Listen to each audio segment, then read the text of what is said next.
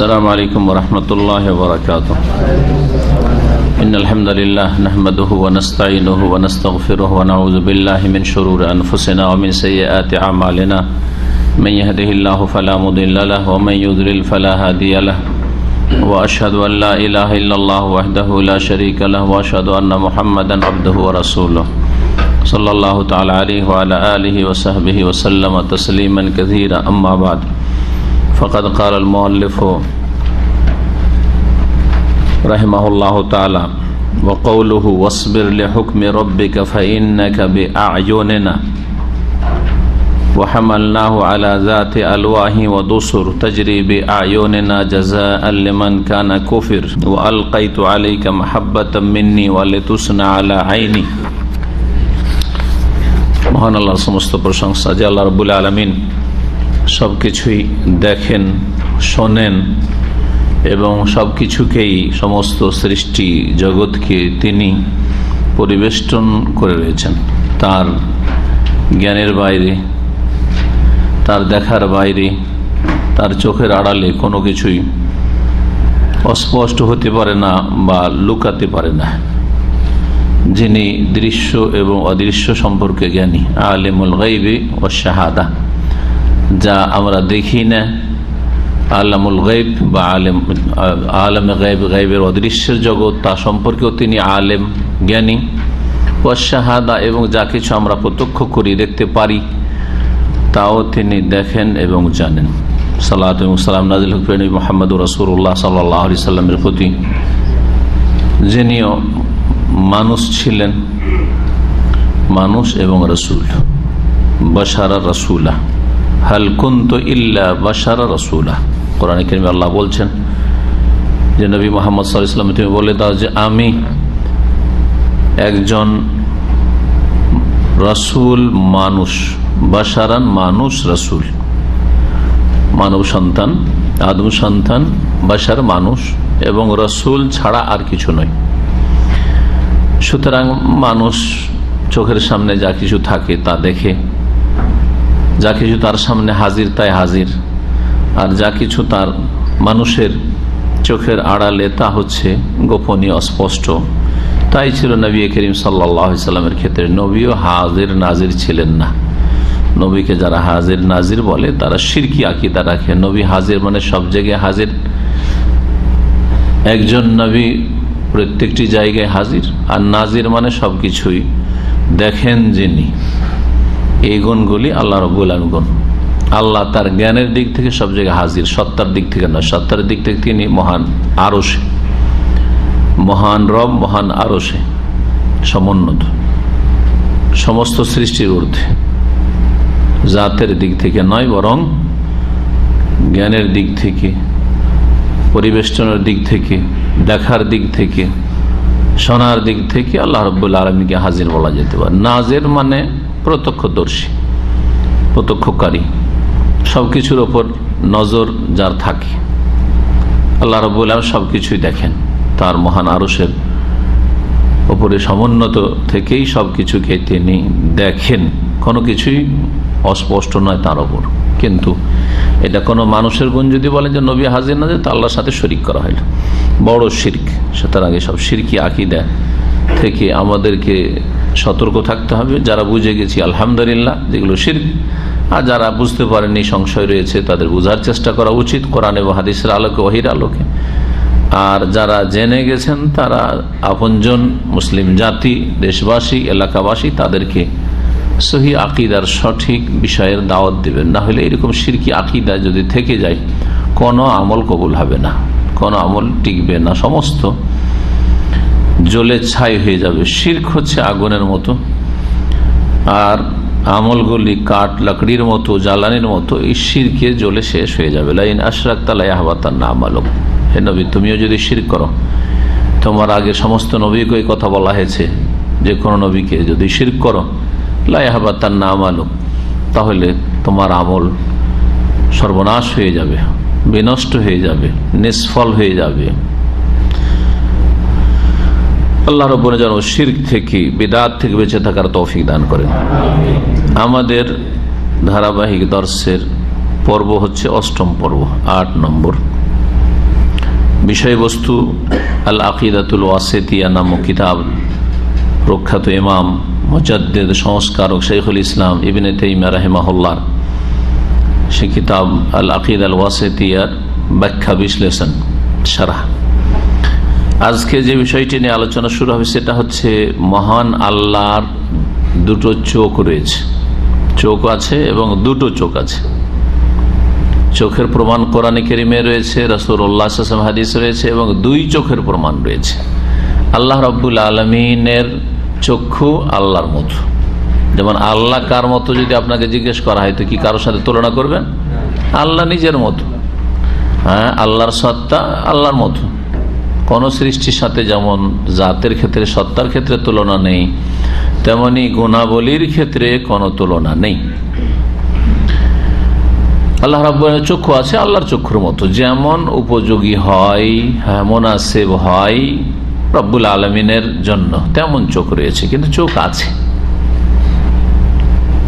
হ্যাঁ, তিনি চোখবিহীন না, চোখবিহীন কে অন্ধ বলা হয়, এক চোখ যদি না থাকে তো কানা বলা হয়।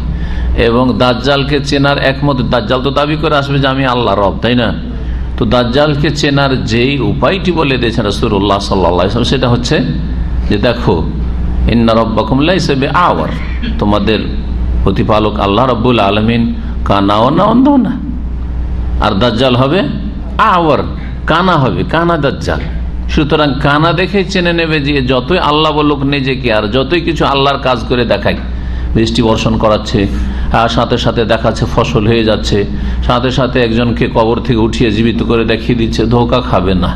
হ্যাঁ, এসব ঝাড় ওই মারদুদ শয়তানকে, দাজ্জালকে দেওয়া হয়েছে, এতে প্রতারিত হবে না, সে রব নয়। তাহলে বাতিলকে চিহ্নিত করা, দাজ্জালকে চিহ্নিত করা একমাত্র উপায় বলা হয়েছে, দাজ্জাল হচ্ছে কানা আর রব কানা বা অন্ধ নন। তাহলে রবের চোখ আছে। এই ক্ষেত্রে শাইখুল ইসলাম ইবনে তাইমিয়া রাহিমাহুল্লাহ কোরআনে কারিমের 3টি আয়াত পেশ করেছেন। একটি আয়াত যথেষ্ট, কোরআন আয়াতেও যদি না থাকতো আর হাদিসেও থাকে, একটি হাদিস প্রমাণ করার জন্য যথেষ্ট আল্লাহর কোনো গুণ বা আকীদার বিষয়। কিন্তু 3টি আয়াত রয়েছে। ভাষ্যকার বলছেন আল্লামা শেখ সালেহুল ফৌজান হাফিজাহুল্লাহ, ইসবাতুল আইনাইনি লিল্লাহি তাআলা, মহান আল্লাহর জন্য দুই চোখের প্রমাণ। দেখুন কোরআনে কারিমে মহান আল্লাহ কি বলেন। সূরা তুর আয়াত নম্বর 48 বলছেন আল্লাহ রাব্বুল আলামিন, ওয়াসবির লিহুকমি রাব্বিক, হে নবী তোমার প্রতিপালকের ফয়সালার ক্ষেত্রে তুমি ধৈর্য ধারণ করো। তোমার রবের যে ফয়সালা হয় সেই ক্ষেত্রে কি করো? ধৈর্য ধারণ করো। ফয়সালা তোমাকে সুখ দিতে পারে, আবার দুঃখিত করতে পারে। আল্লাহর ফয়সালা কখনো আপনার পক্ষে হয়, বিপক্ষে হয়।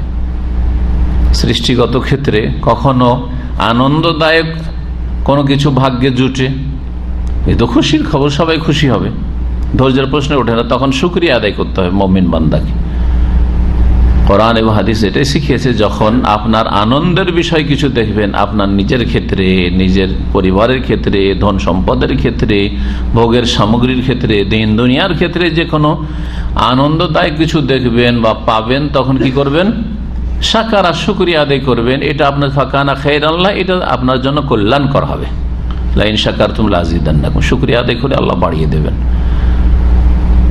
আর মুমিনের যখন সামনে কোনো কষ্টদায়ক কিছু আসবে, আল্লাহর ফয়সালা হয়েছে এমন কিছু যা আপনার জন্য পার্থিব ক্ষেত্রে কষ্টদায়ক, আপনার জানের কোনো ক্ষতি, হ্যাঁ, অথবা ধন সম্পদের ক্ষয়ক্ষতি, ছেলে মেয়েদের পরিবারের ক্ষয়ক্ষতি, এক কথায় যে কোনো শোকের বিষয়, দুঃখের বিষয়, কষ্টের বিষয়, এই ক্ষেত্রে কি করতে হবে? সাবারা, ধৈর্য ধারণ করতে হবে মুমিনকে। ফাকানা খায়রাল্লাহ, যদি ধৈর্য ধরতে পারে তাহলে সেটা তার জন্য কি হবে? কল্যাণকর হবে। ওয়ালাইসা যালিকা ইল্লাল মুমিন, নবী সাল্লাল্লাহু আলাইহি ওয়াসাল্লাম বলছেন যে মুমিন ছাড়া, মুসলিম ছাড়া এই শান্তি আর পৃথিবীর কোনো কেউ পায় না। মুমিনের সুখ হলেও শান্তি, খুশি, আর দুঃখ হলেও শান্তি। আজাবান লিআমরিল মুমিন, নবী কারীম সাল্লাল্লাহু আলাইহি ওয়াসাল্লাম হাদিসটি স্মরণ করেছে, যার অংশগুলি কেটে কেটে ফাঁকে ফাঁকে আলোচনা বলে। আজাবান লিআমরিল মুমিন, মুমিনের বিষয়টি বড় বিস্ময়কর বিষয়। বড় আশ্চর্যের বিষয়। ইন্না আমরাহু কুল্লাহু খায়র, তার সারা জীবনের সবটাই হচ্ছে মঙ্গল আর মঙ্গল, কল্যাণ আর কল্যাণ। ইন আসাব ওয়ালাইসা যালিকা ইল্লা লিল মুমিন, আর এটা মুমিন মুসলিম ছাড়া কেউ পায় না, না হিন্দু, না ইহুদি, না খ্রিস্টান, না নাস্তিক, না বেদিন, হ্যাঁ কেউ পায় না এটা। না রাজা, ইমানবিহীন যদি রাজা হয় তাও পায় না, ইমানবিহীন রাষ্ট্রপতি, প্রধানমন্ত্রী কেউ পায় না পৃথিবীর এই শান্তি। একমাত্র মুমিন, পথের ফকিরও যদি হয়, সর্বহারাও হয়, কিন্তু ইমানদার সৎকর্মশীল মুমিন, সত্যিকার যে মুমিন হইতে পারবে, ফরজ ওয়াজিব আদায় করা মুমিন, হারাম নাজায়েজ থেকে বাঁচে এবং ইমানের প্রতি সত্যি তকদীরের প্রতি বিশ্বাস আছে, তকদীরের ক্ষেত্রে অধৈর্য হয়ে যার জাতিতে মুমিন মুসলিম, সে পাবে কখন শান্তি পাবে? হাহাকার নেমে আসবে কষ্ট পেলে, কোথায় ধৈর্য তার? এই জন্য খাঁটি মুমিন, সত্যিকার যদি মুমিন হতে পারে, ওয়ালাইসা যালিকা ইল্লা লিল মুমিন, মুমিনই এই সুখ শান্তি হাসিল করতে, সুখেও সুখী, দুঃখেও সুখী।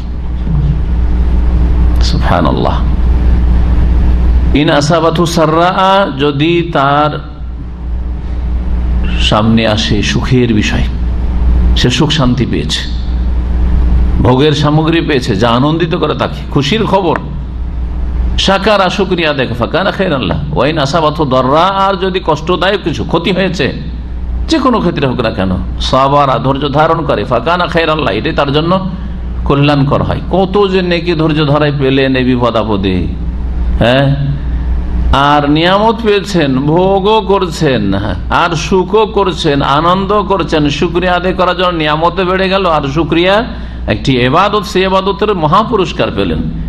শাকিরিনও পুরস্কার পায় আর সাবিরিনও পুরস্কার পায়, শুকরগুজারও পুরস্কার পায়, কৃতজ্ঞ যারা আল্লাহ, আর সাবিরিন যারা ধৈর্যশীল তারাও পুরস্কার পায়, মহাপুরস্কার রয়েছে বরং সাবিরের জন্য।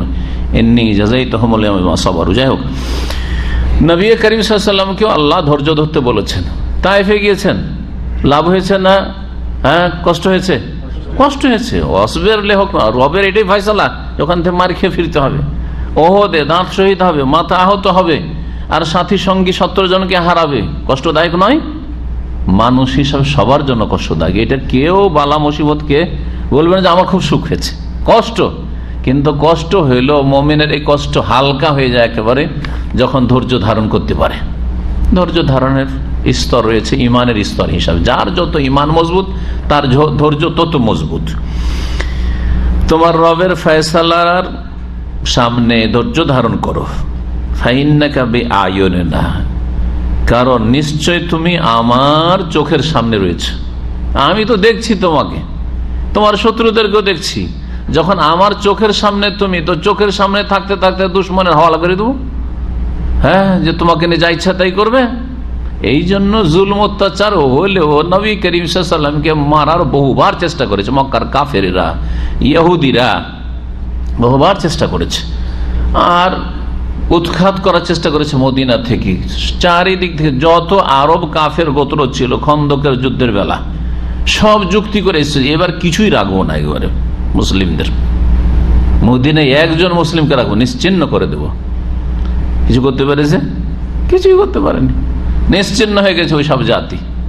জি, ইতিহাসের পাতা থেকে এমন হয়ে চলে গেছে, তাদের নাম নেওয়ার বংশ পরম্পরা কেউ নেই যে আমার বংশের ছিল ওই গেতফান, ওই ছিল মুসাইলামা কাযযাব, আর ওই ছিল আবু জাহাল, আবু লাহাব, ওই বংশের লোক আমি। এই কথা বলারই লোক নেই। ফাইন্নাকা বিআয়ুনিনা, নিশ্চয় তুমি আমার চোখের সামনে রয়েছে। আইনুনের জমা হচ্ছে আয়ুন, আর ওয়ুন দুটো জমা হয়। এটা হচ্ছে জমা কিল্লাত, একটা হচ্ছে জমায় কাসরাত, বা একটা হচ্ছে জামা সালেম, আর একটা হচ্ছে জামা তাকসির। তো এটা হচ্ছে জামা কিল্লাত, বেআয়ুন আমার চোখের সামনে। যেহেতু আমার চোখের সামনে এখানে না বহু বচন রয়েছে, সেই জন্য বহু বচন মানে এই নয় যে দুইয়ের বেশি চোখ, দুইয়ের বেশি চোখ, হ্যাঁ, মানুষের হয় না, আল্লাহরও নেই। অন্য আয়াতে আসছে দুই চোখের কথা, কিন্তু এখানে বহু বচন কেন বলা হলো, দ্বিবচন কেন বলা হলো না, বা এক বচন কেন বলা হলো না? এই জন্য যে না, আমার ক্ষেত্রে এক বচন ব্যবহার হয়নি, বহু বচন ব্যবহার। এটা হচ্ছে গ্রামাটিক্যাল বিষয়, হ্যাঁ, গ্রামার এটা না হোক। যখন যার সাথে সম্পৃক্ত করা হচ্ছে চোখকে, তাকে বহু বচন ব্যবহার করা হবে না। আমাদের শাব্দিক অর্থ এটা। আল্লাহ রাব্বুল আলামিন নিজের সত্তার ক্ষেত্রে বহু বচন প্রয়োগ করেছেন, সেটা তাজিমের জন্য, বড়ত্বের জন্য, মহত্বের জন্য। এবং দুনিয়ার বড়রাও বহু বচন ব্যবহার করে। রাষ্ট্রপতি কোনো ঘোষণা করলে আমরা এই সিদ্ধান্ত নিয়েছি, আমি সিদ্ধান্ত বলে না। হ্যাঁ, প্রধানমন্ত্রী তার ভাষণ বলে আমরা এই করতে চেয়েছি, বলে না, বলে না। আমরা ইলেকশনে আমরা যদি জিততে পারি আমরা এই করব, আমি এই করবো বলে না। কিন্তু তো এগুলো যখন মানুষ, এটা নেতা হইলেই বলতে পারে রব্বুল আলামিন আসমান জমিন সবকিছুর মালিক, তিনি বহু বচন ব্যবহার করেছেন। কোরআনে কারীমে বহু আয়াতে বহু বচন ব্যবহার হয়েছে। অনেকেই অনুবাদগুলো বাংলার বহু বচন দিয়ে তর্জমা করেছে, অনেকে বিভ্রান্তি শিকার, আরে আল্লাহ আবার বহু বচন করতে, হ্যাঁ আল্লাহর ক্ষেত্রে বহু বচন কেন, এই বুঝে না। সেই জন্য যে কথাটা এখানে দেখানো হচ্ছে সেটা হচ্ছে ফাইন্নাকা বিআয়াতিন, নবী তুমি আমার চোখের সামনে আছো। তো আল্লাহ বলছে আমার চোখের সামনে, তো আল্লাহর চোখ আছে না নেই? চোখ না থাকলে কি কারো বলা হয় যে চোখের সামনে? শেখ সালেহ ফৌজান ভাষ্যকৃতি বলবেন যে কোনদিন কোন জায়গায় শুনেছেন যে আমি পাহাড়ের চোখের সামনে আছি? শুনেছেন কোন জায়গায়? কারণ পাহাড়ের চোখ নাই, সেজন্য পাহাড়ের চোখের সামনে বলা হয় না। পাহাড়ের চূড়ার সামনে আছি বা এইখানে আছে ওখানে আছে, এটা বলা যাবে। আমি ইসলামী সেন্টারের চোখের সামনে আছি, চলবে? নাই, সেজন্য বলা যাবে না। কিন্তু যার চোখ আছে তার ক্ষেত্রে বলা যাবে। তো আল্লাহ রাব্বুল চোখ আছে, আসলে হাকিকি চোখ, রূপক অর্থে নয়, সেই জন্য বলা হয়েছে। আল্লাহ বলছে যে আমার চোখের সামনে তুমি আছো, সুতরাং আমি তোমার হেফাজত করব। তখন রক্ষণাবেক্ষণ নেন, চোখও আছে। আর আল্লাহর চোখের সামনে যখন রাসূলুল্লাহ সাল্লাল্লাহু আলাইহি ওয়াসাল্লাম, তখন আল্লাহ রাব্বুল আলামিন রক্ষণাবেক্ষণ করছেন, হেফাজত করছেন, করবেন। জি, এই কথা বোঝানো হয়েছে। দ্বিতীয় আয়াত দেখেন, ওয়াহামাল্লাহু আলা যাতি আলওয়াহি ওয়া দুসুর, আমি তাকে আরোহণ করালাম, উঠালাম, আলা যাতি আলওয়াহি ওয়া দুসুর, কাকে? কার ঘটনা? নূহ আলাইহিস সালাম। কারণ পানি জাহাজ তৈরি করেছিলেন নিজেকে আল্লাহর হুকুমে এবং নিজের অনুসারী মুমিনদেরকে, আর তার সাথে জোড়া জোড়া পশু পাখি উঠিয়ে নেওয়ার জন্য আল্লাহর হুকুমে।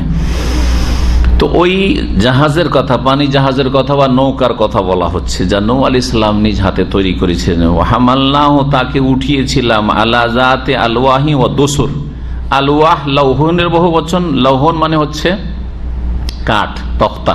আমরা তক্তা বলি আঞ্চলিক ভাষায়, আপনারা ব্যবহার করেন তক্তা? জি, তক্তা, কাঠ।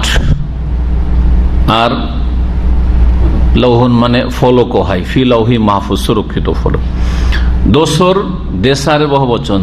হ্যাঁ, দোসর বলা হয় কিলোকে, কাঁটাকে, পেরেককে। কাঁটা ছোট হোক আর বড় হোক, গেল দোসর দেশার। তো নৌকা যে তৈরি হয় কি দিয়ে তৈরি হয়? কাঠ লাগে। হ্যাঁ, আর কাঠগুলি জড়াবার জন্য পেরেক লাগে, কাঁটা লাগে। তো মহান আল্লাহ বলছে যে আমি তাকে উঠিয়েছিলাম, আরোহণ করিয়েছিলাম নূহ আলাইহিস সালামকে, আলা যাতি আলওয়াহ, এমন নৌকায় বা এমন জাহাজে যা ছিল যাতে আলওয়াহি ও দুসুর, কাঠ এবং পেরেক বিশিষ্ট, হ্যাঁ, বা পেরেক নির্মিত, যাই বলেন, যা কাঠ এবং পেরেক দিয়ে নির্মিত ছিল। তাজরিবে আয়নে না, যেই পানি জাহাজ বা নৌকা চলছিল, চলমান হয়েছিল, বে আয়নেন, আমার চোখের সামনে।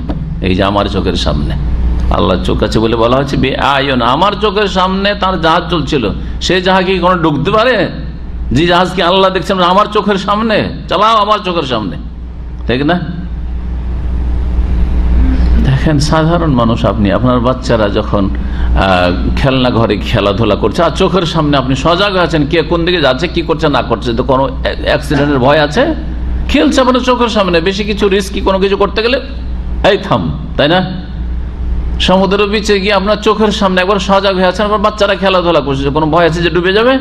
কারণ আপনার চোখের সামনে। কিন্তু যখনই গাফেল হবে, আর মানুষ গাফেল হয়, তখন বাচ্চারা ডুবে যায়। অনেক সময় এইদিকেও আরামে আমোদ ফুর্তি করছে, বাপ মা, এদিকে বাচ্চা ডুবে বসে আছে। শেষ। আল্লাহ বলতে চেয়েছেন যে আমার চোখের সামনে, আমার যখন এই জাহাজ চলছে, না জাহাজ ধ্বংস হবে, না জাহাজের যাত্রীরা ধ্বংস হবে, সবাই সুরক্ষিত। যতই বন্যা হোক না কেন, সবাই সুরক্ষিত।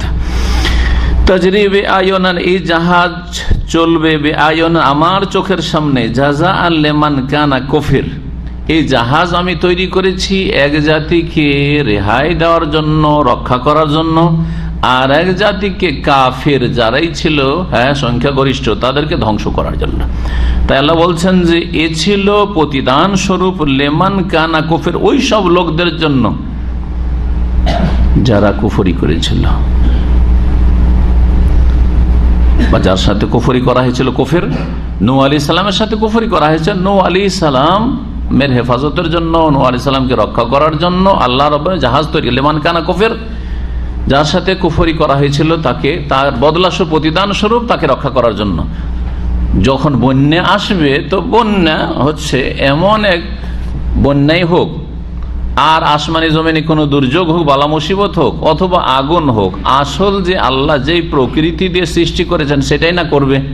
যদি ব্যতিক্রম কোনো আল্লাহর অর্ডার না হয় তাহলে ইব্রাহিম আলাইহিস সালামকে আগুনে ফেলা হলো, আগুনকে কিছু আল্লাহ না বলে আগুন জ্বালিয়ে দিত। ও চেনে না কে ইব্রাহিম, কে মুসা, আর কে মোহাম্মদ, কিছু চেনে না চেনে। সেই জন্য আল্লাহকে স্পেশাল এক অর্ডার দিতে হলো, সৃষ্টিগত অর্ডার, ইয়া নারু কুনি বারদান, এই আগুন তুই কিন্তু জ্বালিয়ে দিস, তোকে এই কাজে সৃষ্টি করেছি, কোনি বারাদ, এখন ঠান্ডা হয়ে যা।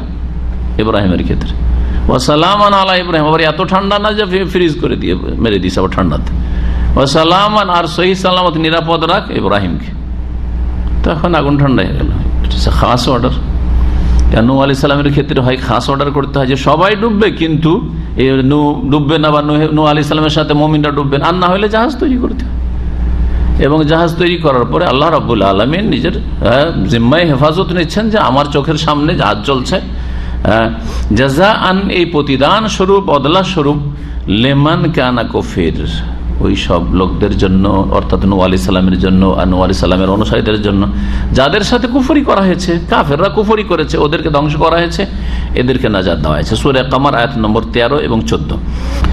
তাই বলছেন শেখ সালেহ ফৌজান যে ফাআলনা বিনূহ আলাইহিস সালাম, আমি নূহ আলাইহিস সালামের সাথে এই কাজটি করেছি, মানে নূহ আলাইহিস সালামের জন্য এই নৌকা তৈরি করিয়েছি, ওয়াবি কওমি, এবং তার জাতি মুমিনদের সাথে, মা ফাআলনা মিন ইনজাইহি, তাকে পরিত্রাণ দিয়েছি এবং তার প্রতি যারা ঈমানদার হয়েছিল, ওয়া ইগরাকিহিম সাওয়াবান লিমান কানা কুফিরা বিহি, এটা প্রতিদান স্বরূপ ওই ব্যক্তির, যেই ব্যক্তির সাথে কুফরি করা হয়েছে, অর্থাৎ মজহুলে যে শেখা হচ্ছে নূহ আলাইহিস সালামের সাথে যে কুফরি করা হয়েছে, ওয়াজুহিদা আমরু, এবং তার নির্দেশকে অস্বীকার করা হয়েছে, অমান্য করা হয়েছে। আর তিনি হচ্ছেন, যাকে বলছে তিনি হচ্ছেন রাসূলুল্লাহ নূহ আলাইহিস সালাতু ওয়াস সালাম, নূহ আলাইহিস সালাম। এখানে তাহলে এখানে দলিল হচ্ছে আমার চোখের সামনে এই পানি জাহাজ চলবে, তো আল্লাহর চক্ষু আছে। তৃতীয় আয়াত সূরা তাহার আয়াত নম্বর 39, ওয়ালকাইতু আলাইকা মাহাব্বাতাম মিন্নি, মূসা আলাইহিস সালামের কিসসা কাহিনী, আমি তোমার প্রতি আমার পক্ষ থেকে ভালোবাসা ঢেলে দিয়েছি। যে দেখে সেই এমন ভালোবাসে যে ও খেয়ালে আসে না যে ফেরাউন এবং ফেরাউনের সেনাবাহিনী, ফেরাউনের দরবার কত লোক থাকে, এটা আমাদের দেশে মহাজনের দরবারির শেষ নেই। তাহলে একটা যদি রাজা হয় তো রাজার কত দরবারের লোক,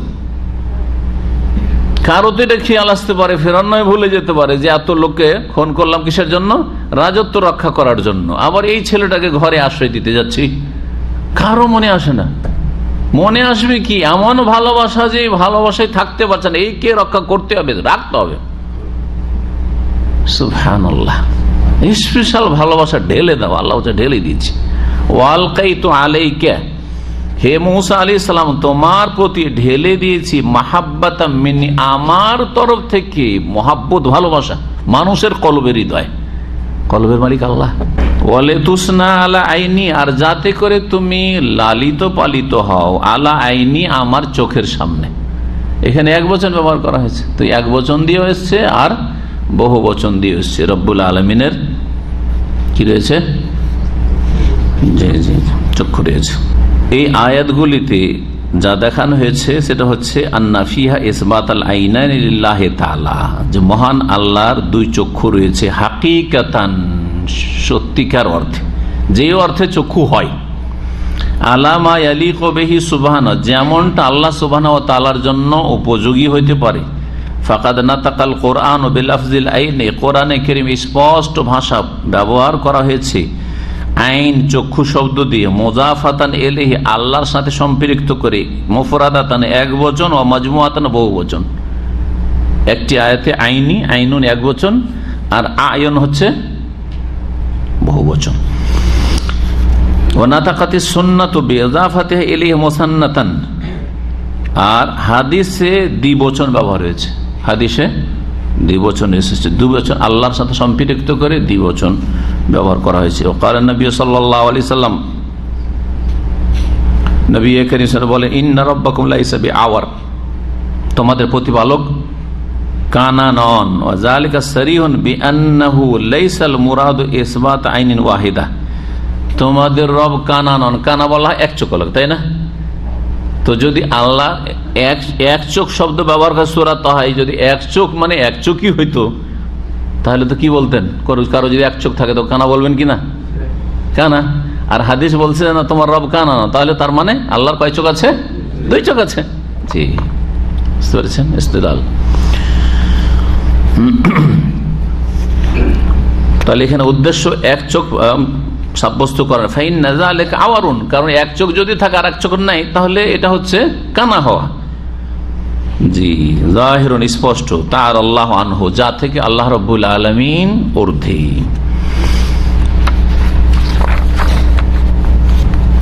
তারপরে আসবে আল্লাহ রাব্বুল আলামিনের শোনা এবং দেখা। আল্লাহ শোনেন এবং দেখেন। দেখার ক্ষেত্রে আল্লাহ দেখেনও বলবো, আর আল্লাহর চক্ষু আছেও বলবো, ঠিক আছে? কারণ দেখেন এই কথাও ব্যবহৃত হয়েছে কোরআনে কারিমে, দলিল আছে আমাদের কাছে, আর চক্ষু আছে এটাও 3 আয়াতে পেলেন।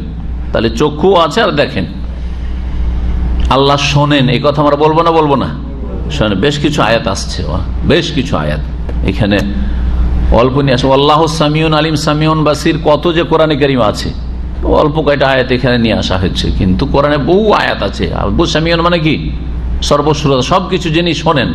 বাসির মানে সর্বদ্রষ্টা, সবকিছু দেখেন। সামিউন বাসির কোরআনে বহু আয়াতে রয়েছে, আয়াতের শেষগুলিতে শোনেন। এখন মানুষ শোনে কি দিয়ে? কান দিয়ে। এখন যদি কেউ বলে যে আল্লাহ শোনেন, ঠিক আছে, এখন আল্লাহর কান আছে কিনা কি বলবো?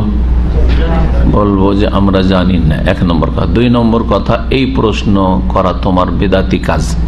কারণ সাহাবায়ে কেরামদের সামনে আয়াতগুলি নাযিল হয়েছে শত শত। আল্লাহু সামিউন আলিম, আল্লাহু সামিউন বাসির, হ্যাঁ, ওয়া কানা আল্লাহু সামিয়ান আলিম, ওয়া কানা আল্লাহু সামিয়ান বাসীরা, আল্লাহু ইয়াসমাউ তাহারুক মা কাদ সামিআ আল্লাহু কাওলা লাতি তুজাদিলুকা, হ্যাঁ, সামিয়া ইয়াসমাউ সামিউন, 3 রকম করে ব্যবহার হয়েছে। কোন সাহাবী জিজ্ঞাসা, ইয়া রাসূলুল্লাহ, হে আল্লাহ রাসূল, আল্লাহর কি কান আছে? জিজ্ঞেস করেননি।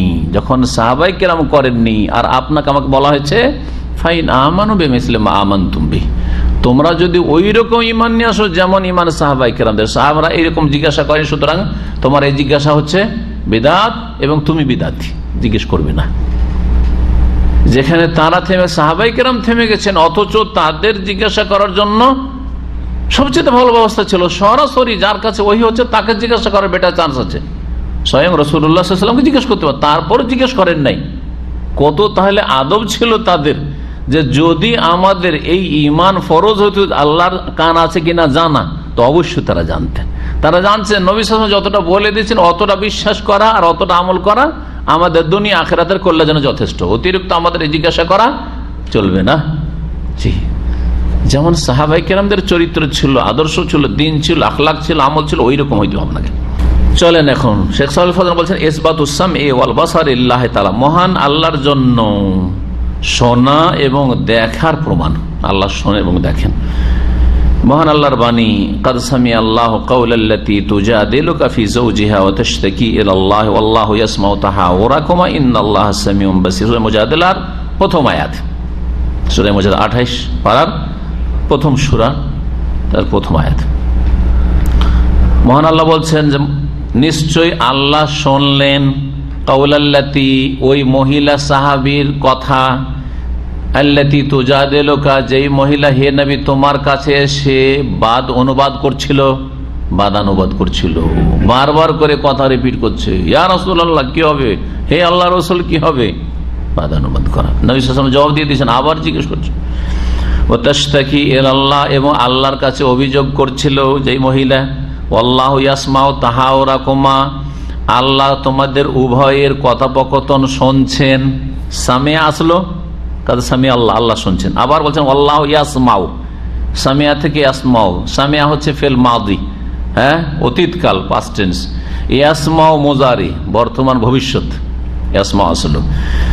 তারপরে আছে ইন্নাল্লাহ সামিউন বাসির, ইসিম ফাইল বা সিফাতে মুশাব্বাহ, ইসিম ফাইলের অর্থ সামিউন সর্বশ্রোতা, সামিউন এবং সামিউনে পার্থক্য আছে একটু। সামিউন মানে কোনো কিছু, হ্যাঁ কিছুক্ষণের জন্য শুনছেন, যেমন আমার কথা আপনারা এখন যে শুনছেন যতক্ষণ বলছি, এটা হচ্ছে সামিউন, বোঝা গেছে না? সামিউন এমনি চলতে চলতে কানে একটা কথা আসলো, শুনলেন সামিউন, আর মনোযোগ সহকারে যদি শুনলেন তো মুস্তামিউন। এই জন্য কোরআনে কারীম সম্পর্কে এই কথা আল্লাহ বলেন তোমরা শোনো, মনোযোগ সহকারে শোনো। ওয়াইজা করিয়াল কোরআন ফাসতামিউ লাহু, যখন কোরআনের তিলাওয়াত হবে তখন তোমরা ইস্তিমা করো। সামিয়া এমনি শোনা, আর ইস্তিমা মানে মনোযোগ সহকারে মন দিয়ে শোনা। মন দিয়ে শোনা দুরকম আছে কি নেই? রাস্তাঘাটে হাজার হাজার আমরা আওয়াজ শুনছি, সারা শব্দ শুনছি, কর্ণপাত করছি, কখনো বুঝলাম কখনো বুঝলাম না, কর্ণপাত করলাম না, ঠিক কিনা? আশেপাশে মেলা হইচই হয়েছে, মেলাজন কথা বলছে, কিন্তু একজনের কথা একবার ফলো করে শুনছেন যে কি বলছে ও, এটা হচ্ছে ইস্তেমা। আল্লাহ বলছেন কোরআনের ইস্তেমা করতে পারে, সেমা করতে পারেননি, মানে মনোযোগ সহকারে শোনা, মন দিয়ে, অন্য মনস্ক হয়ে নয়। আর সামিউন মানে সর্বশ্রোতা, সবকিছু জিনিস শোনেন। আল্লাহ রাব্বুল আলামিন সবকিছু শোনেন, আমরা সবকিছু শুনি না, সেই জন্য আমরা সামিউন না। তবে শোনার শ্রবণ শক্তি আছে, এই সীমিত অর্থে বলা যেতে পারে, কিন্তু আমরা সামিউন শুনি। দুটো কথা দুদিক থেকে বললে একটা শুনি আর একটা শুনি না ভালো করে। কত দুর্বল আমরা, তারপর অহংকারের শেষে নেই। তিনজন কথা বললে তো কোনোটাই বুঝি না, ঠিক কিনা? দুজন বললে অনেক সব বুঝি না, যে কানে মোবাইল ধরে থাকে না, এটি আরেকজন বলছে।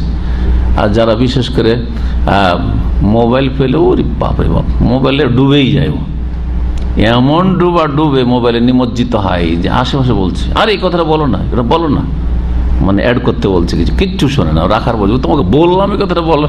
স্বামী স্ত্রী অনেক সময় রাগারাগি হয়ে যায়, যাদের স্ত্রী অথবা স্বামী ওই রকম মোবাইল কানে ধরে নিলে আর আশেপাশের খবর থাকে না, ওকে বলছে এই কথাটা বলে দাও, এই কথাটা বলে দাও, বললো না, রেখে দেওয়ার পরে মেজাজ গরম হয় না, হয় না, এগুলো হয়, ঘটে। জি হ্যাঁ, কত দুর্বল মানুষ। ইনসান ও দাইফা, সত্যি আল্লাহ বলেছে মানুষকে কত কমজোর করে সৃষ্টি করা হয়েছে, কত দুর্বল করে সৃষ্টি করা হয়েছে। আল্লাহ সামিউন, সুবহানাল্লাহ। আল্লাহ শোনাটাকে একটু চিন্তা করেন, প্রস্তুত হবে। আল্লাহ সব কিছু শোনেন, যা সামনে হয়, যা দূরে হয়, কাছে হয়, দূরে, সবকিছু শোনেন, ঠিক না? শুধু আরবি ভাষাগুলো শোনেন না, সব ভাষায় শোনেন? আচ্ছা, সব ভাষা শোনার পরে, প্রত্যেকটা ভাষা পৃথক পৃথক শোনার পরে আল্লাহ বুঝেন সবগুলো না? বুঝেন না? শুনলাম তো হইছে মার্কেটে শুক্রবারে খুব হয়েছে, কিন্তু কোনোটাই বুঝলাম না কি হচ্ছে না হচ্ছে।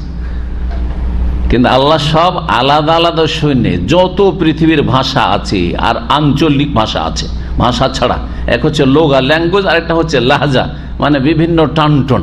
একই ভাষাতে বহু, একটা ভাষা কয়েক ভাষায় বিভক্ত আঞ্চলিকতার কারণে।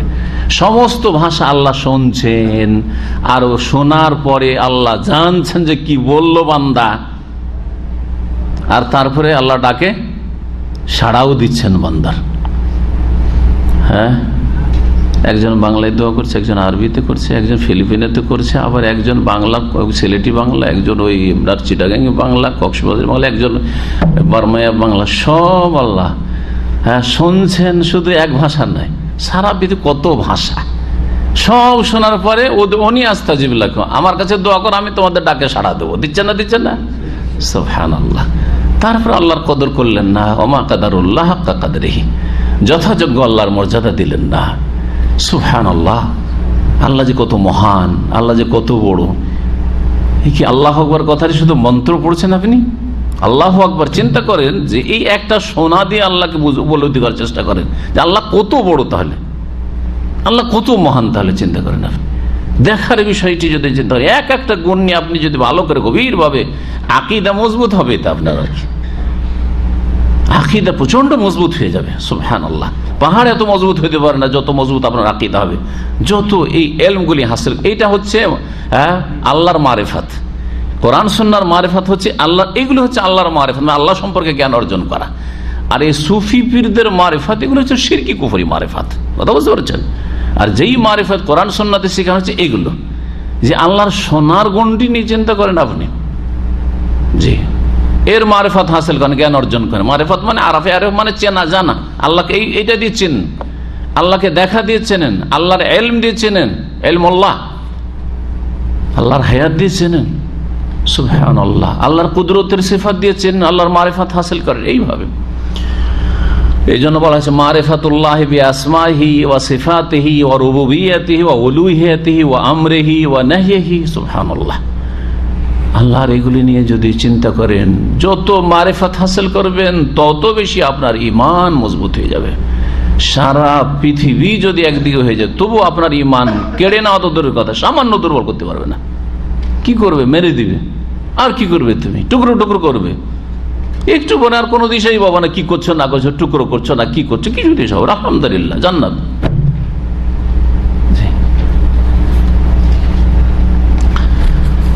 এই আয়াতে আল্লাহ যে শোনেন এর তিনটি দলিল আছে, লক্ষ্য করেছেন না করেন নাই?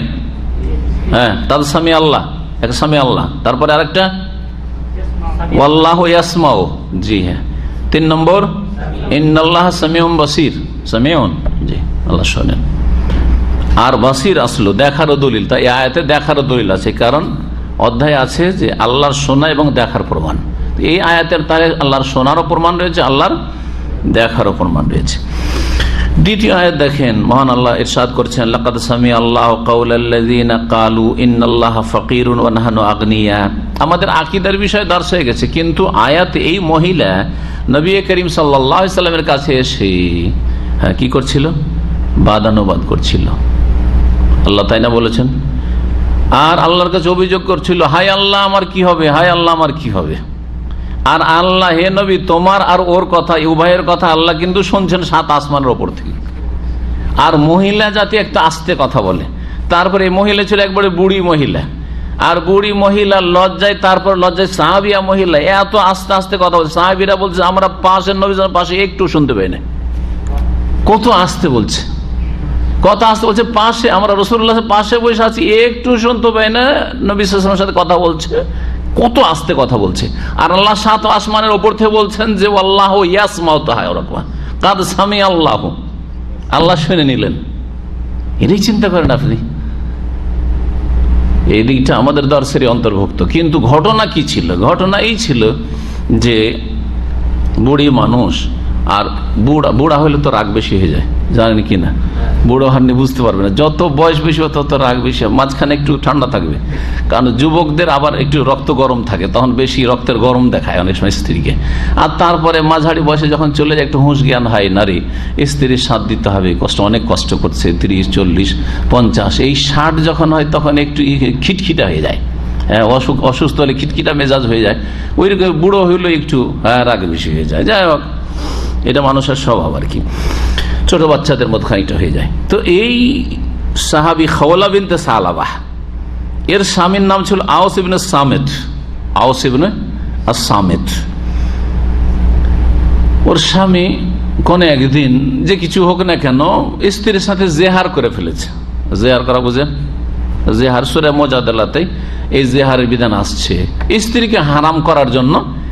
জাহিলিয়াতের যুগ থেকে এই প্রথা চলে আসতো, স্ত্রীকে হারাম করার জন্য বলতো যে তোমার পিঠটা আমার মায়ের মতো, আনতে আলাইয়া কাজাহারি উম্মি, আমার কাছে তুমি আমার মায়ের পিঠের মতো।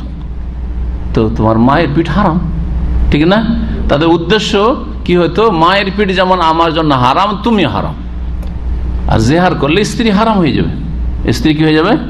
হারাম হয়ে যাবে। এর জন্য বড় কাফারা আছে, ওই কাফারার কথা বর্ণনা করা হয়েছে।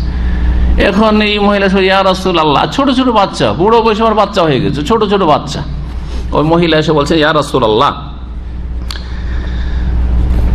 আল্লাহর কাছে শিকায়ত করছে, অভিযোগ। একদিকে রাসূলুল্লাহ বলছেন যে সমাধান দেন, আর নবী সাল্লাল্লাহু আলাইহি ওয়াসাল্লাম বলছেন না, আমার কাছে তো কোন ওহী আসে, আমি বলতে পারবো না। তখন বলছে হবে কি তাহলে আমার? আমার স্বামী তো আমাকে হারাম করে নিয়েছে।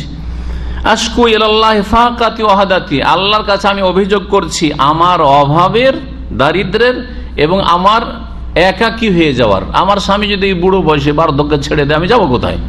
যুবতী থাকলে কেউ বিয়ে করতো, কে বিয়ে করবো আমাকে?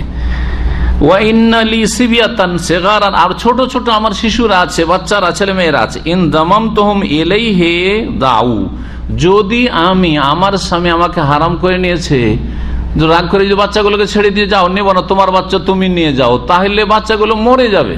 কারণ বাপ এই বুড়ো ভালো করে যত্ন করবে না, মায়ের মতো যাবে, মরে যাবে বাচ্চাগুলো, মায়াও লাগছে, ছাড়তেও পারছে না।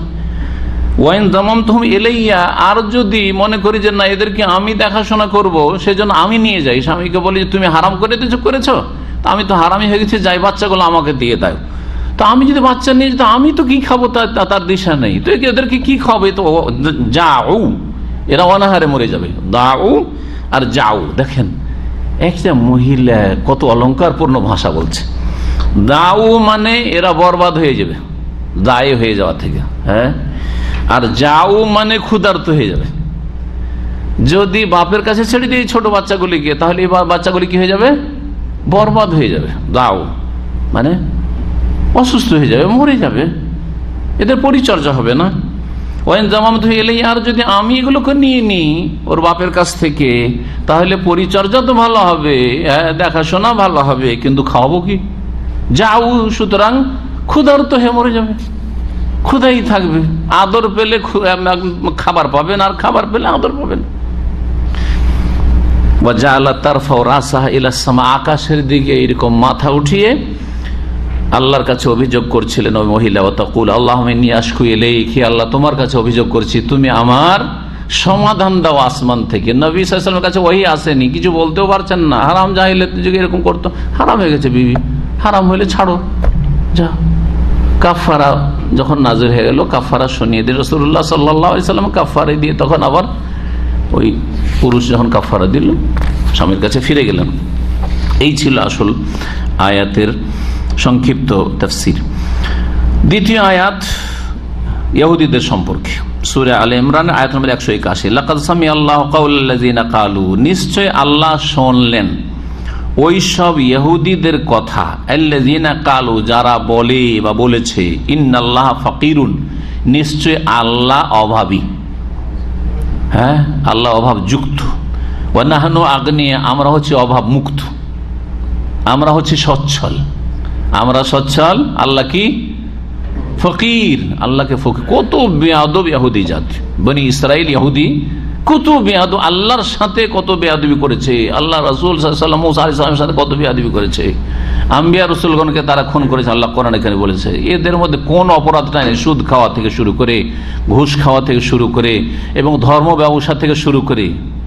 ইন্না কাসীরাম মিনাল আহবারি ওয়ার রুহবান লা ইয়াকুলুনা আমওয়ালান নাস বিল বাতিল, এই যে ধর্ম ব্যবসা, তাবিজ ব্যবসা, মিলাদ ব্যবসা, কবর ব্যবসা, মাজার ব্যবসা, আর এইসব কোরআন খানি বক্সানো ব্যবসা, খতম ব্যবসা, এইগুলি ব্যবসা ওই ইহুদি ধর্মগুরুদের থেকে এসছে, আল্লাহ কোরআনে কারীমে বলেছেন।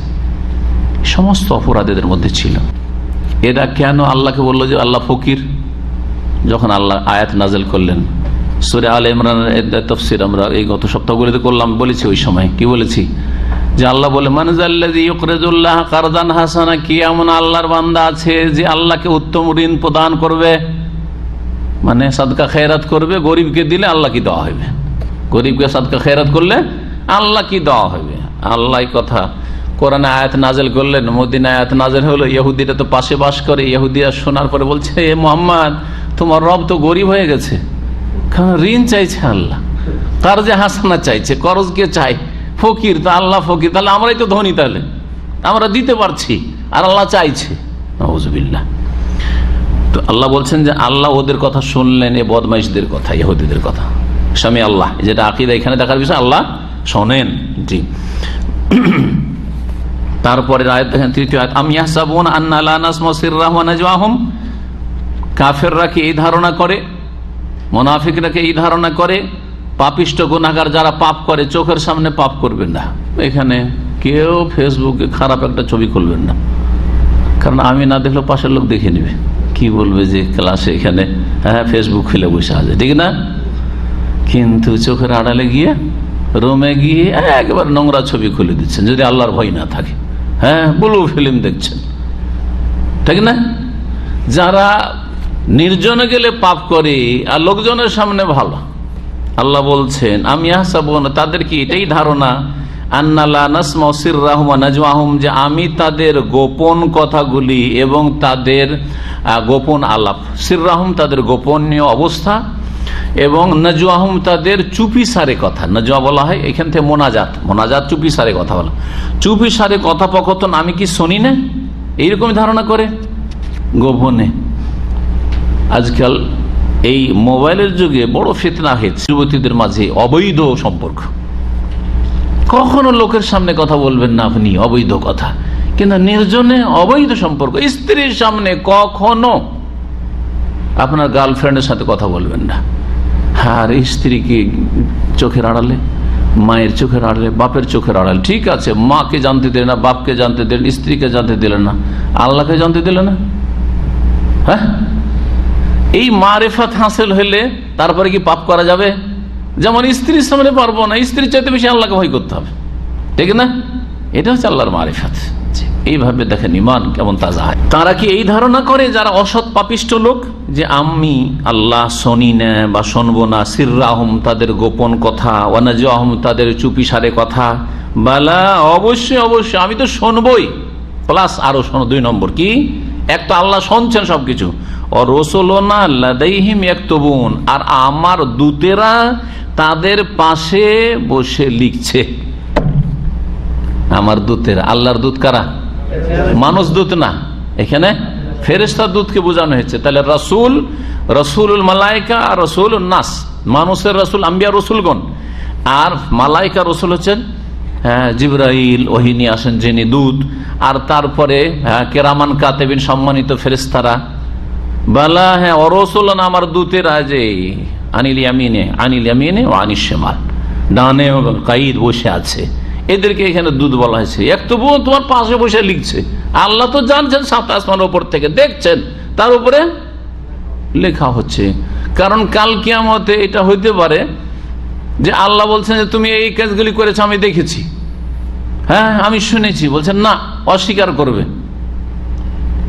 তো আল্লাহ বলছেন শুধু আমি বলবো না, আমি তো সবকিছু জানছি, তোমার রেকর্ডও বলবে, আমল নামা, ওই যে তোমার পাশে 2 ফেরেশতা বসে লিখে নিয়েছে, ওটাও তোমার সামনে খুলে দেওয়া হবে। হ্যাঁ, আমল নামা চোখের সামনে দিয়ে দেওয়া হবে, পড়ো। আর পড়ার পরে বলবে যে মা লিহাযাল কিতাবি লা ইউগাদিরু সাগীরাতান ওয়ালা কাবীরাতান ইল্লা আহসাহা। কি যে কোন আমল নামা, কোন কর্মলিপি, হাযাল কিতাব, এই পুস্তক, লা ইউগাদিরু সাগীরা ওয়ালা কাবীরা, ছোট বড় কিছু ছাড়েনি। আপনি নিজে করে নিজে ভুলে গেছেন, বহু পাপ ভুলে গেছেন, বহু পাপ ভুলে গেছে মানুষ, লেখা আছে। অবাক হবে সেই দিন হাসর মাঠে দেখে, লা ইউগাদিরু সাগীরাতান ওয়ালা কাবীরা, আল্লাহ এই ছোট কথাটাও ছাড়েনি, কেরামান কাতিম লিখে রেখেছে, বড়টাও ছাড়েনি, এত লুকিয়ে করেছিলাম তাও ছুটেনি, ইল্লা আহসাহা, সবকিছু রেকর্ড করে রেখেছে। ওয়াজাদু মা আমিলু হাদিরা, যা কিছু আমল কর্ম করেছিলে সেখানে হাজির পান, ভালো করলেও হাজির। অনেক সময় নেকি করে ভুলে গেছেন। একটা লোক এসে বলছে যে আপনি আমার অনেক উপকার করেছিলাম, আপনার মনেই নেই যে উপকার করেছিলেন, হয় না হয় না, আপনি পাবেন ওটা, আপনি ভুলে গেছেন বলে বদলা পাবেন এমন কথা নাই। মা আমিলু, ভালো করেছেন, মিন খাইরিন ওয়া শাররিন, ভালো করেছেন তাও পাবেন আপনি হাজির, আর মন্দ করেছেন সেটাও আপনি হাজির পাবেন। ওয়ালা ইয়াযলিমু রাব্বুকা আহাদা, তোমার প্রতিপালক কারো উপর জুলম করবেন না, অবিচার করবেন। সূরা যুখরুফের আয়াত নম্বর 80 ছিল এটি। এখানেও কি রয়েছে? আল্লাহ শোনেন, গোপন কথাও শোনেন, চুপি সারে কথাও শোনেন, যতই আসতে পারেন না কেন। তারপরের আয়াত সূরা তাহর আয়াত নম্বর 46, ইন্নানি মাকুমা, হে মুসা হারুন, 2 ভাইকে আল্লাহ সম্বোধন করছেন, কারণ 2 জনের নবী, মুসা রাসূল, হারুন কে আল্লাহ নবী করলেন। ইন্না, নিশ্চয়ই আমি তোমাদের 2 জনের সাথে আছি, আসমাও, আমি শুনছি, ওয়া আরা, আর দেখছি। এই আয়াতে শোনা দেখা দুটোই প্রমাণ হইল, আল্লাহ শোনেন এবং আল্লাহ দেখেন।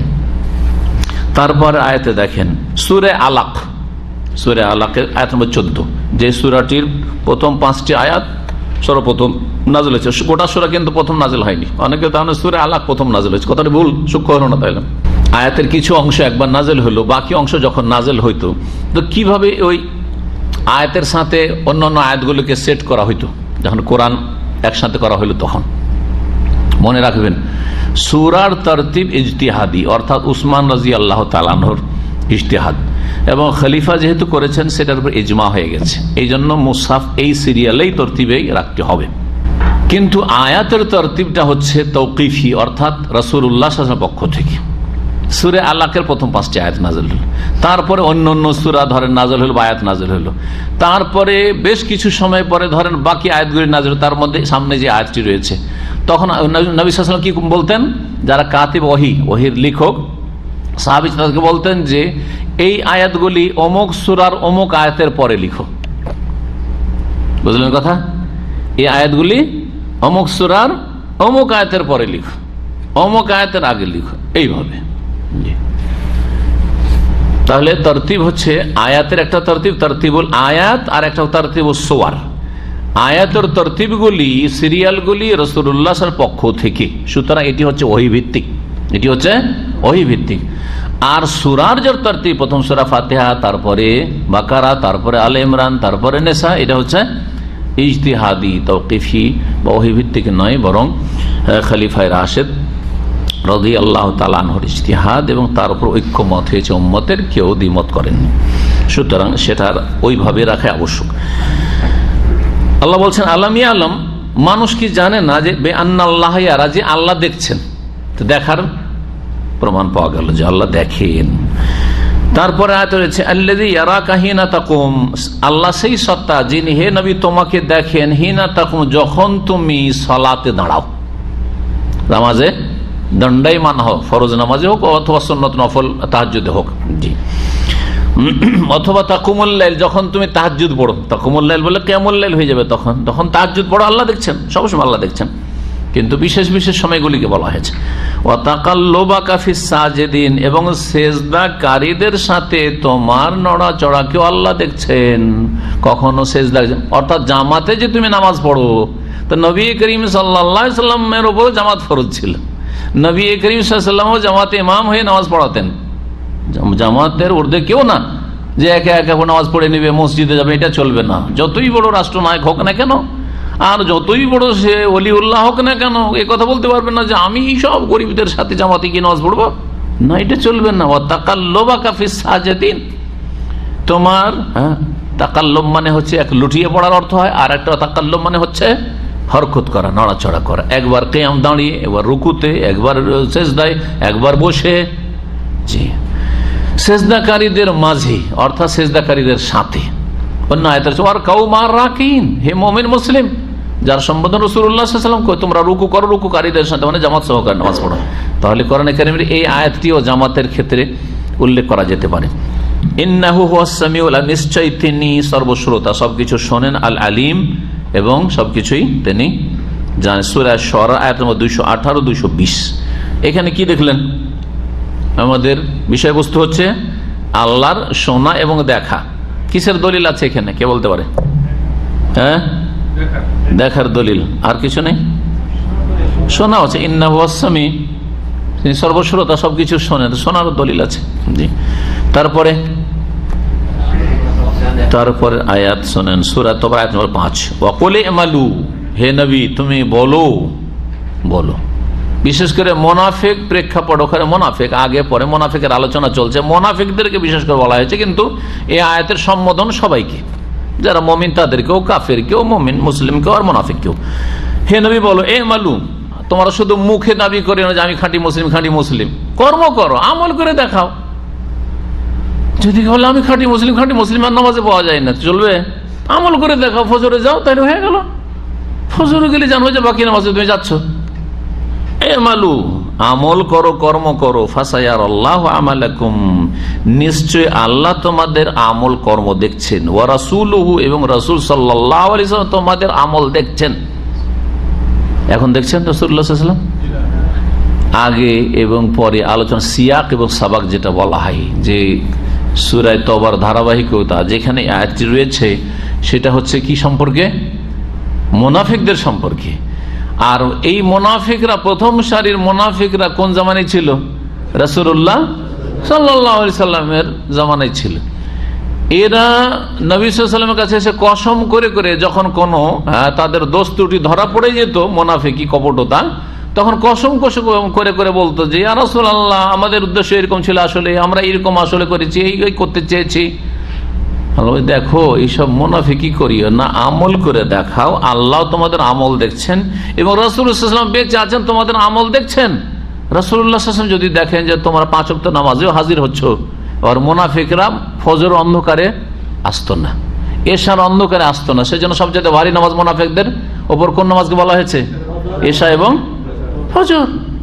এশা এবং ফজর। আজকালকার মুনাফিক আমাদের দেশে বিদ্যুৎ তখন থাকতো না, আজকাল বিদ্যুৎ থাকলে তো গ্রামের লোক শহরের মতো বাস করছে, কিন্তু বিদ্যুৎ নেই, গ্রাম অঞ্চলের লোকের জন্য এশার নামাজ খুব ভারী, মুনাফিকই চেনা যায়। এর সাথে অন্ধকার আর যাবে না। ওই যে মাগরিব পড়ে ঘরে ঢুকলো তো ঢুকলো, খেয়ে দেশো শুয়ে যা, হ্যাঁ ওই মহিলার সাথে নামাজ পড়বে, যদি নামাজ পড়ে হতো। মুনাফিকি চরিত্র। শহরের লোক, শহরের মধ্যে যারা মুনাফিকি চরিত্র যাদের, তাদেরকে চেনা যায় কোথায়? রাত 11টা 12টা টিভি আছে শহরে, কাজকর্ম ব্যস্ততায় এসে এই 12টা 1টায় শুইলো, ফজরে ঘুমাইলো, সকাল 9টায় উঠে নামাজটা পড়ে দোকানে। হ্যাঁ, মুনাফিকি শহরের মুনাফিক চিন্তা হলে ফজরে খুঁজেন, ফজরে মসজিদে না পেলে জানতে হবে যেগুলো শহরে মুনাফিক বাস করছে। নবী করিম সাল্লাল্লাহু আলাইহি ওয়াসাল্লামের জামানায় মুনাফিকদের এই চেনার দুটি লক্ষণ ছিল, ফজরে পাওয়া যায় না আর এর সাথে পাওয়া যায় না। আর প্রবাসী যদি মুনাফিক চিন্তা হয়, হ্যাঁ, কাজের সময় দেখলে বুঝবে নামাজে সবাইকে পাওয়া যায়, কিন্তু ডিউটির বাইরে যখন নিজের টাইম, তখন যদি মসজিদে দেখতে পান তাহলে আমরা হ্যাঁ খাঁটি মুসলিম আছে। আধা ডিউটির বাইরে নামাজে পাওয়া যায় না। যেমন জোহরের ডিউটি শেষ হয়ে গেছে, এখন পাক শাক করছে, জোহরের আগে যদি ডিউটি শেষ হয়ে যায়, ঢুকেছে, এখন ওই জোহরের নামাজের সময় পাক করছে, কারণ এই সময়টা কাজে লাগাইতে হবে। নামাজটাও কাজে লাগলো না, বোঝা গেছে? নামাজটা কাজে লাগলো না, ওই দিয়ে পাক শাক করছে। নামাজ পড়লেও অনেক লোক বলেছে যে শেখ মসজিদে জোহরে আসে না, কি জন্য? ওই সময়টাই একটু ভাতটা চাপিয়ে দিলাম, নামাজটা পড়ছি, ভাতও হচ্ছে। ওয়াল্লাহ, এখানকার ঘটনা বলছি। আর এই 1 2 বলেছে, বহু লোক এই বদ চরিত্রের আছে, মুনাফিক চরিত্রের আছে। কথা বুঝতে পেরেছেন? এই চরিত্র যদি কারো থাকে তো মুনাফিক। আসরের সময় খেয়ে দিয়ে একটু ঘুমাবে, কারণ ডিউটি 4টায়, আজকাল 3টায় আসর আজান, সুতরাং মুনাফিক শুয়ে থাকে। আর মুমিন কষ্ট হইলো 4টায় ডিউটি, নামাজ পড়তে যাবে 3:30 বাজবে, আর এই সময়টা কোনো কাজে লাগবে না, তারপর আসরে হাজির মুমিন। জি হ্যাঁ, মাগরিব এশা ডিউটির সময় সবাইকে পাওয়া যায়, মুনাফিকও নামাজে পাওয়া যায়, আর মুমিনকেও 5 ওয়াক্ত নামাজিকেও পাওয়া যায়। ফজরে মুনাফিকে খুঁজে পাওয়া যায় না, ফজরে হাজির হলে খাঁটি মুসলিম। এখন কোন ক্ষেতে আছেন নিজের বিচার নিজেই করেন। জি, আল্লাহ যেন হেদায়েত দান করে। তো প্রবাসীদের মধ্যেকার মুনাফিক চেনার উপায় বললাম, শহরের মুনাফিক চেনার উপায় বললাম, আর গ্রামের মুনাফিক চেনার উপায় বললাম। অকলে এমালু, হে নবী তুমি বলে দাও এই মুনাফিকদেরকে, এমালু তোমরা আমল করে দেখাও, কর্ম করো, ফাসায়ার আল্লাহ আমালাকুম, নিশ্চয়ই আল্লাহ তোমাদের আমল দেখছেন, ওয়া রাসূলুহু, তার রাসূল দেখছেন, ওয়াল মুমিনুন, মুমিনরাও দেখছেন। এখানে শুধু রাসূল কথা বলা হয়নি, মুমিন মুসলিমরাও দেখছেন। তো যদি বলে যে রাসূল দেখছেন, এইটা কিন্তু বেরেলভীদের দলিল। বেরেলভীরা এই কোরআনের আয়াতকে অপব্যাখ্যা করে। তারা কি বলছে? নবী যে হাজির নাজির, দেখো নবীকে আল্লাহ বলছে নবীও তোমাদের আমল দেখেন, আমাদের আমল নবী দেখছেন কোরআনে আছে। জনগণ বেচারা তো কিছু বুঝে না আরবির, হ্যাঁ, আর জানে যে আমাদের এত বড় হুজুরে কি বলা, সুতরাং ঠিক না ভাববে, ঠিক হ্যাঁ ঠিক দিল টান। আরে মূর্খ জাতি, আরবি বুঝো, সরাসরি কোরআন বোঝার চেষ্টা করো। তো আল্লাহ শুধু রসুলের কথা বলেছেন, তারপরে বলছেন মুমিনরাও দেখছেন। খণ্ডন করছি আমি, খণ্ডনটা শিখে নেন আমার কাছে, কারণ খণ্ডনটা সব জায়গায় পাবেন না, তর্জমায় পাই যাবেন সব জায়গায়। আমার চেয়ে ভালো করে তর্জমা নিজে করে নিতে পারবেন আপনি, ভাষার পণ্ডিত হইলে। আমরা মুমিন মুসলিম, ঠিক না? আর সাহাবীরা মুমিন মুসলিম কিনা? আমাদের চাইতে, হ্যাঁ, তারাই আসল খাঁটি মুমিন। তাবেইন, তাবেইন, 4 ইমাম আবু হানিফা, শাফি, মালিক, আহমদ, সেই যুগের যত মোমেন মোমেনাত আমাদের চাইতে শ্রেষ্ঠ মুমিন ওরা, কারণ যুগের দিক থেকে নবীর জামানার কাছাকাছি যত, তত খাঁটি মুমিন, ঠিক কিনা? আল্লাহ কি বলছেন? আল্লাহ দেখছেন তোমাদের আমল, রসুলও দেখছেন, আর মুমিনরাও দেখছেন। তাহলে এই আয়াত দিয়ে যদি আমি বলি যে রসুলকে যদি আজকে হাজির নাজির বলো, তো সাহাবীরাও হাজির নাজির, তাবেইনরাও হাজির নাজির, হ্যাঁ, তাবেইনদের যুগের সব জনগণ মুসলিম, মুমিনরাও হাজির নাজির, তাবেইনরাও হাজির নাজির। বরং আজকে থেকে 50-100 বছর আগে আপনার দাদা আমলের লোকেরা, দাদার দাদা, দাদার বাপেরা, ওরাও মুমিন মুসলিম, ওরাও হাজির নাজির। তাহলে কারণ আল্লাহ বলছে মুমিনরাও দেখছেন। যদি সব মুমিন বোঝানো হয় তাহলে বোঝা যাচ্ছে সব মুমিন না, তোমার মসজিদে যে সব মুমিনরা আছে তারা দেখছেন। বোঝা গেছে? তাহলে আয়াতের অর্থ কি করব? যে রাসূলুল্লাহ সাল্লাল্লাহু আলাইহি ওয়াসাল্লাম তার জীবদ্দশায় দেখেছেন ওই সব মুনাফিকদেরকে আর মুমিনদেরকে, যারা তার সাথে নামাজে হাজির হয়েছেন অথবা হাজির হননি কিন্তু দাবি করতেন যে আমরা মুমিন, মুসলিম হয়েছি মুনাফিক। ঠিক ওই রকমই আজকাল আপনাকে মুমিনরা দেখছেন। মানে কোন মুমিনরা দেখছেন? আপনার মসজিদের মুসল্লিরা দেখছেন যে হ্যাঁ অমুক ব্যক্তি ফজরে আসছে কিনা, আসরে আসছে কিনা, 5 ওয়াক্ত নামাজে দেখছি কিনা। ঠিক না? আমাকে কি দেখতে পাবেন? আপনি যদি আমার মহল্লায় না যান তাহলে এখান থেকে কি করে দেখবেন? ঠিক না? ঠিক ওই রকমই। তাহলে বোঝা গেল যে মুমিনরাও দেখছেন বলা হয়েছে, তো মুমিনদেরকে তো হাজির নাজির বলছেন না, সাহাবী তাবেঈন তাবা তাবেঈন ওদেরকে তো হাজির নাজির বলছেন। ওই রকমই রাসূলুল্লাহ সাল্লাল্লাহু আলাইহি সাল্লাম। কারণ প্রত্যেকে মরণশীল আল্লাহ রাব্বুল আলামিনের সত্তা ছাড়া। আল্লাহ সবসময় দেখেছেন, দেখছেন, দেখবেন। আর রাসূলুল্লাহ সাল্লাল্লাহু আলাইহি ওয়াসাল্লাম তার জীবদ্দশায় দেখেছেন যারা তার সামনে মসজিদে নববীতে কে নামাজ পড়তে এসেছে আর আসা নাই, কে কেমন। শুধু নামাজের বিষয়টা, নামাজ ছাড়াও আল্লাহ কথা বলতে চাইছেন যে রাসূলুল্লাহ সাল্লাল্লাহু আলাইহি ওয়াসাল্লাম দেখছেন যে তোমরা ওহদে যাচ্ছ কি যাচ্ছ না। ওহদে গিয়ে রাস্তা থেকে ফিরে আসলে দেখলেন তো নবী যে ধোঁকা দিয়ে ফিরে আসলে তোমরা। আবার বদরে যাওয়ার সময় কত রকম বাহান্না, ইয়া রাসূলুল্লাহ খুব গরমের সময়, ইয়া রাসূলুল্লাহ খেজুর পেকে আছে, এই যদি চলে যায় তার খেজুরগুলো সব নষ্ট হয়ে যাবে, ইয়া রাসূলুল্লাহ এই সময় যে আমাদের সবার যাওয়া জরুরি নয়, অনেক লোকই যাচ্ছে, হ্যাঁ আর না হয় আপনি একটু যান, আমরা বেরোচ্ছি একটু বাড়ি ঘরের কাজটা সেটে নি, তারপরে আসছি। আর কোথায় আসছে? ফাঁকি, বাকির নাম ফাঁকি। কথা বুঝতে পেরেছেন? তো আল্লাহ বলছেন এসব আমল তো নবী দেখছেন তোমাদের, তোমার ওহুদে হাজির হইলে না, তোমরা খন্দকে গাদ্দারি করলে, ওই কাফেরদের সাথ দিলে আর ওদের সাথে যুক্তি করেছে, তোমরা আসো বাইরে থেকে, ভেতর থেকে আমরা সাহায্য করবো তোমাদের, কাফের মক্কার কাফেরকে বলে এসছো। আর তারপরে রাসূলুল্লাহ সাল্লাল্লাহু আলাইহি ওয়াসাল্লাম দেখলেন যে তবুকে তোমরা গেলে না, সব তো দেখছেন তোমাদের বদ আমল। এসব কথা বলা হয়েছে। আয়াতে আকীদার যে বিষয়টি এখানে শেখানো হয়েছে সেটা হচ্ছে ফাসায়ার আল্লাহ, আল্লাহ দেখছেন, আল্লাহ দেখছেন বলছেন। তাই শেখ আশ-শাহিদ মিনাল আয়াতিল কারিমা, এই আয়াতে কারিমাগুলি থেকে যেটি দেখাবার বিষয় সেটা হচ্ছে ফি হাযিহিল আয়াতে, এই আয়াতগুলিতে ওয়াসফুল্লাহ সুবহানাহু বিস-সামি ওয়াল বাসার, আল্লাহ রাব্বুল আলামিনের গুণ বর্ণনা করা হয়েছে। বিস-সামি যে তিনি শোনেন, ওয়াল বাসার দেখেন, ওয়া আন্নাহু তাআলা ইয়াসমাউ আল্লাহ শোনেন, ওয়া ইউবসিরু হাকিকাতান সত্যিকার অর্থে, আলা মা ইয়ালিকু বিহি যেমনটা তার জন্য উপযোগী, মুনাজ্জাহুন আন সিফাতিল মাখলুকিন ওয়া মুমাসালাতিহিম সৃষ্টি জগতের গুণাবলী থেকে আল্লাহ পাক পবিত্র এবং সৃষ্টি জগতের সাথে তুলনা থেকে। ফাল আয়াতু সারিহাতুন, সুতরাং আয়াতগুলি স্পষ্ট ফি ইসবাতিস সামি ওয়াল বাসার, যে আল্লাহ শোনেন এবং দেখেন এর প্রমাণের ক্ষেত্রে। হে সুজা ফিহা এই আয়াতগুলিতে এসছে ইসবাতুস সামি লিল্লাহি, আল্লাহ শোনেন।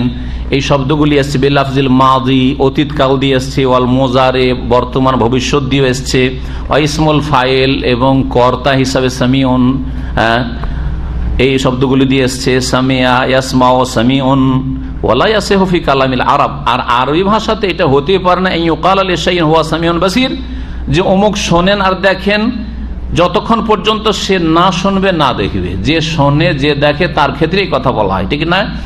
তাই বলছেন যে ফালা ইউকালু, তাই বলা এটা মোটেই চলবে না জাবালুন সামিউন বাসির, এই পাহাড়টি শোনে দেখে বলা যাবে?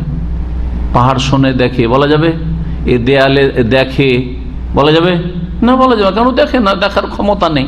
তাই আল্লাহ দেখেন, আল্লাহ শোনেন বলে এই শব্দগুলি বলা হয়েছে। আজকে এখানে আলোচনা শেষ করা যাক, বাকি ইনশাআল্লাহ তাআলা আমাদের ধারাবাহিক চলতে থাকবে। আল্লাহ রাব্বুল আলামিন আমাদেরকে সহিহ আকীদা জানার, মানার এবং আল্লাহ সম্পর্কে সত্যিকার মারিফাত জ্ঞান অর্জনের তৌফিক দান করেন, শিরক বিদআত থেকে বেঁচে থাকার তৌফিক দান করেন। সাল্লাল্লাহু আলাইহি ওয়া সাল্লাম মুহাম্মদ ওয়া আলা আলিহি ওয়া সাহবিহি আজমাইন।